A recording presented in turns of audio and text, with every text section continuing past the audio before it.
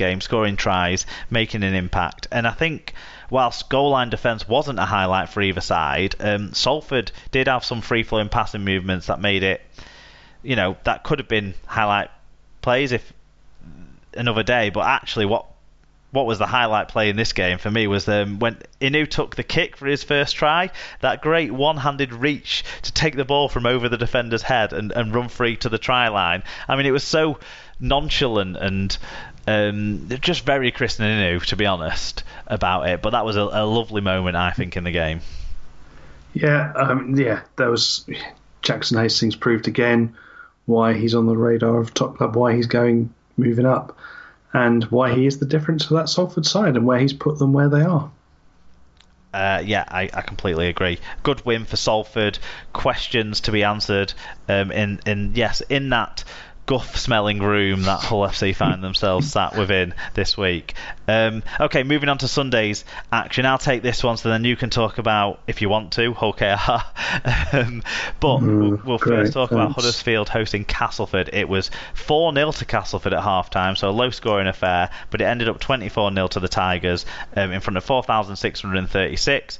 James Child was the referee. More on that later, unfortunately. But in terms of the stats, 467 more metres and 3 more breaks, plus a better average gain and better team tackle success rate, all went in favour of Castleford, seeing them win comfortably despite 2 more errors and 2 more penalties conceded.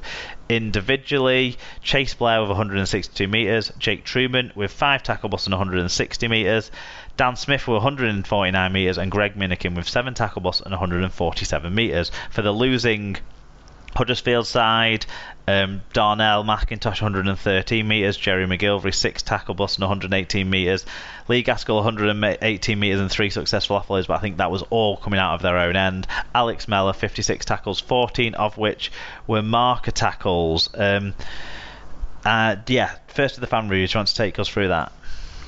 Yeah, Tom Andrews says, nice one, Cass. 3 weeks in a row. You've done us a solid. Keep it up, lads. #Cass for Old Trafford. No, nobody wants to see that. Rob said, this is Huddersfield fan Rob, he said, I know we played shit again, but I'm sorry, James Child is a disgrace. He was so biased. For example, he put Mellor in the sin bin for dragging a player back that would have, I think it was Oliver Wilson, just to clarify, that was put in the sin bin according to the report, although from the highlights I've watched it was Mellor, so I don't understand what's gone on there in the reports I've read. But Mellor, fantastic effort, 56 tackles if he spent 10 minutes in the sin bin. But anyway, getting back to Rob's point, he said he put Mellor in the sin bin for dragging a player back that would have got onto the end of a grubber kick, and then the exact same thing happened at the other end of the pitch, but he only gave a penalty. The only difference was that it was a Giants player that got dragged, so it has to be disciplined differently. The worst part is that after that we'll probably have him reffing us in the Championship next season. Criticism all round, I suppose, then, for the officials and for his own side. Yeah, it's a bit like Lennon's will. Everyone gets a mention. Finally, Fatboy_Rob, flawless performance from the champions elect. Sorry, what Saints weren't playing in this game. Forget everything I said in recent weeks. Well, we would, but there was so much of it. Cass are going to win the next 3 games and piss the playoffs. Viva Daryl Powell, #WTHOYSOC. That just looks like, to me, as a dyslexic person, why do we suck? But, that's just my reading of it. Answers on a postcard about that one, I suppose. But moving on to the game itself, from my understanding of it, Cass did dominate, and Huddersfield could still be playing by now, as the time we record on a Monday evening, and still not have scored any points in this game, because they have lost the ability to create. I think putting Gaskell that far away from the ball at fullback means that, yes, he might be able to chime into stuff, but there's nothing to chime onto if your forwards aren't making any metres, so that your halfbacks aren't getting any good ball. Lots of problems for Huddersfield. Castleford bombed a few tries. There was one or two maybe that the Castleford fans might question, but they got given a try that looked a bit curious. The try was awarded, I think, to McMeekan, but if you watch the highlights, the kick was put through. The Huddersfield defender, Wardle, definitely didn't ground the ball on the first time of asking, and then kind of bobbled the ball, but it looked like arguably maybe he'd grounded it in goal, but the referee and the in-goal judge saw it as a knock-on, which, to be honest, I wouldn't be that arguing against, because the guy didn't have control of the situation, and he definitely wasn't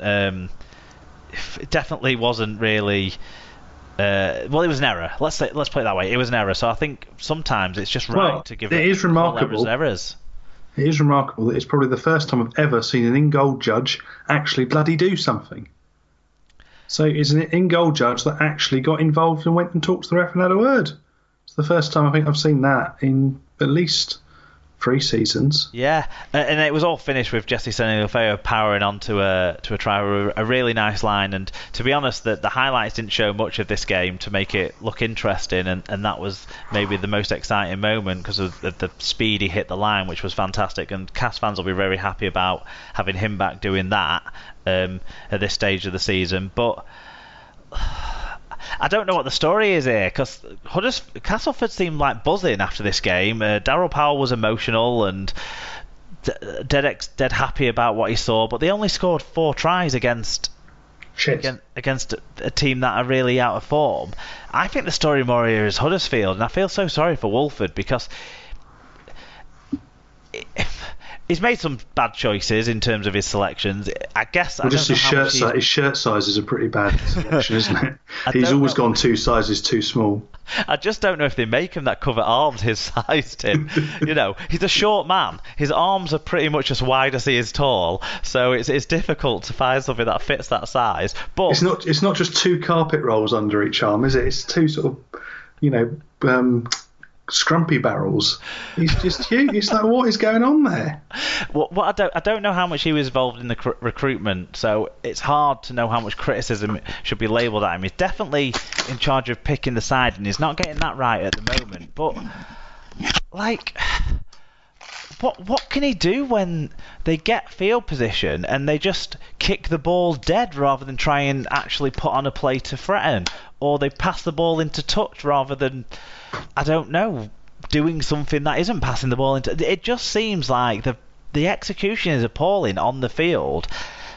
I don't know. I don't know with Huddersfield at the moment, Tim, but I'd be worried if I was a supporter of them. And I take out more of this, that Huddersfield can't score tries anymore, more than that Castleford are a threat for the grand final. But Castleford are certainly keeping themselves in that conversation, very much just outside the top 5, but only just outside the top 5 on points difference, and if anyone above them slips up, they're waiting to pounce. Yeah, I think that's it. I think Huddersfield, it's not looking good. No. Do you want to move on to another side where maybe it's not looking good? No, I don't. Put simply, in the final game of the weekend, it finished Hull Kingston Rovers 10, Wakefield Trinity Wildcats 38. Having been 10-14 to the away side at half-time, in front of 8,095 people, refereed by Mr. Robert Hicks.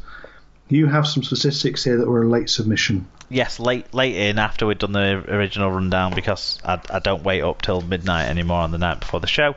But the team stats were that they were dominant, basically, for one particular side. 300 plus more metres, a 1.8 metres carry, better average gain, 8 more breaks, 4.7% better team tackle success rate. Wakefield smashed it in this game, something they haven't done for a long time, which was good for their fans.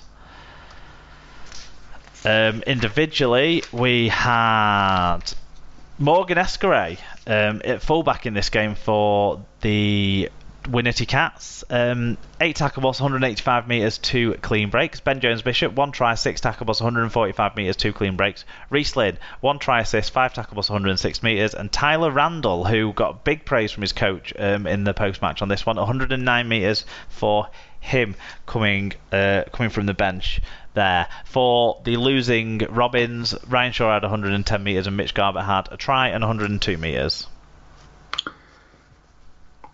Yeah, so we had a fan view. One fan view in, Tim, before you let us know where it all went wrong. And Tom Andrews said, What a time to throw up the biggest pile of shite I've seen this season. Overplaying, pointless offloads, forgetting to tackle. Only Maguire looks interested for the full game. Not come away from a game feeling more doomed than the £1 million game. Totally expecting us to come up against New South Wales in the south of France in 2 weeks. Let's see some Tony Smith magic. It's not looking good, is it? How do you feel about this one then? Because obviously in the first half, it was a relatively close game, but there was an injury in the last 10 minutes of the first half that maybe is pivotal in the second half of this game, but also the end of this season, to Adam Quinlan. Yeah. I mean, it's not looking good. I've not seen any update today, but the update post-match from Tony Smith was it was waiting on a scan to happen to know what was going to happen. If he's torn it clean off the bone, or it's in his ab, he's injured. If he's torn it clean off, it's a good chance he could come back for the end of the season. If it's just a tear, then he needs to he has to wait for it to heal. I'm sure there's some logic in there somewhere, but it doesn't look good. Either way, he's going to probably need. He's not. I can't see him coming back from an injury like that at this stage, given injury history. And even though the temptation is there to come in, and he has been a player that's given themselves a lot of credit in that side that hasn't had a lot of credit really to go around recently, but it all comes back to just the willingness in defence and the line speed and the communication, and it's just not. It's not there. It's not been there for large parts of this season, but this match in particular. There was nobody looks like they're in charge. Nobody looks like they're saying, right, you're pointing up on him, you're taking the second man, you're coming in, get back out a marker, you chase that. There's nobody doing that. And Danny Maguire can only do so much at 206 years old. Doing what he can. He can only do so much. He's only one guy. There needs to be more people, especially in that middle unit, that are saying, right, that's my guy, that's what I'm going to... Mossy Maso, he gives it some, but he's not durability and dependability, is he? Because he can't last more than 10 minutes. And he's not... Unfortunately, with the interchange rules as they are now, he's probably not where we need him to be. Is it a lack of dynamism from Hull KR? Because I look at that pack, and Mossy Maso can do some explosive stuff, but for 10 minutes, Daniel Murray works hard, Kyle Trout works hard, Rob Mulhern works hard, Wella Haraki works hard, Dean Hadley works hard, but Jez Litton can't fucking tackle. Use their energy? Can they use their energy to actually make an influence on the game? And then even you look at the likes of, I don't know, it just doesn't look like there's much. It doesn't look like a team for starters. They don't look like a team. I mean, it's partly because the story of it and the way they've come together and been cobbled together, but they don't look like they're all playing for the same team half the time. No, they look like they're a bunch of individuals who've been thrown on a Saturday morning and said, "Today you're playing together. Have you met him? No, you need to chat to him. Yeah. Oh, actually, you're the centre and wing partnership. You need to have a word." One of the issues for Hull KR at the start of the season was the age of the squad, and I get the feeling a lot of these guys are playing with injuries and not training a lot of the week. So there's a lot of Ledley Kings they're not looking like a team, because they're not all training together consistently, because they're all carrying injuries, because they're all, well, not they're all, but a lot of them are closer to their ends of the careers than the starts. I think so, but again, you can manufacture that in other ways. I've seen players who could barely walk still turn up and take an active part in training, even if they're just they're wearing a green bib that says "Don't tackle me." You can still be part of those combinations. There's still ways you can do it and miracle yourself through to a match day. That's perfectly possible, but a lot of it comes down to how much do they really want this? Do they really want to stay in Super League? Because they're not putting in the shift week in, week out that shows they can do it. They can score a couple of tries, okay, but it's not consistent. The attack all year, bemoaned how it's not been what these players can produce. From the sum of the parts, we are producing probably about 60% less of what those players on paper should produce. And if you look at, I've